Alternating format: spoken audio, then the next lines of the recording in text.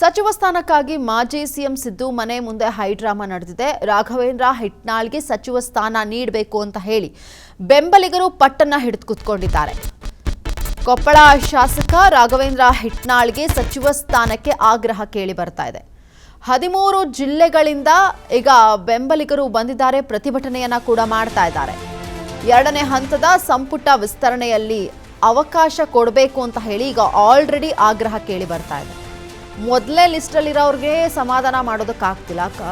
ಖಾತೆ ಹಂಚಿಕೆ ವಿಚಾರದಲ್ಲಿ ಒಂದಷ್ಟು ಗೊಂದಲಗಳಿದೆ. ಈಗ ಸೆಕೆಂಡ್ ಲಿಸ್ಟಲ್ಲಿ ಬೆಂಬಲಿಗರು ಈಗ ತಮ್ಮ ನಾಯಕನಿಗೆ ಅವಕಾಶವನ್ನು ಮಾಡಿಕೊಡ್ಬೇಕು, ಹಿಟ್ನಾಳ್ ಅವರಿಗೆ ಈ ಬಾರಿ ಮಂತ್ರಿಗಿರಿ ಕೊಡಬೇಕು ಅಂತ ಹೇಳಿ ಪ್ರತಿಭಟನೆಗೆ ಮುಂದಾಗಿದ್ದಾರೆ. ಹಿಟ್ನಾಳ್ ಪರವಾಗಿ ಯತೀಂದ್ರ ಸಿದ್ದರಾಮಯ್ಯಗೆ ಒಂದು ಕಡೆ ಮನವಿಯನ್ನು ಕೂಡ ಮಾಡ್ತಿದ್ದಾರೆ. ಸಿಎಂ ಗಮನಕ್ಕೆ ವಿಷಯ ತರುವಂತಹ ಭರವಸೆಯನ್ನ ಈಗ ಯತೀಂದ್ರ ಅವರು ಕೊಟ್ಟಿರುವಂಥದ್ದು.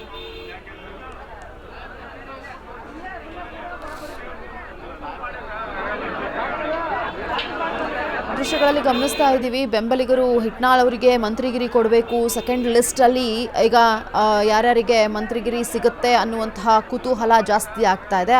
ಅದರ ಮಧ್ಯದಲ್ಲಿ ಫಸ್ಟ್ ಲಿಸ್ಟಲ್ಲಿ ಈಗ ಆಲ್ರೆಡಿ ರಾಮಲಿಂಗಾರೆಡ್ಡಿ ಅವರನ್ನ ಮನವೊಲಿಸುವಂತಹ ಪ್ರಯತ್ನ ಆಯಿತು.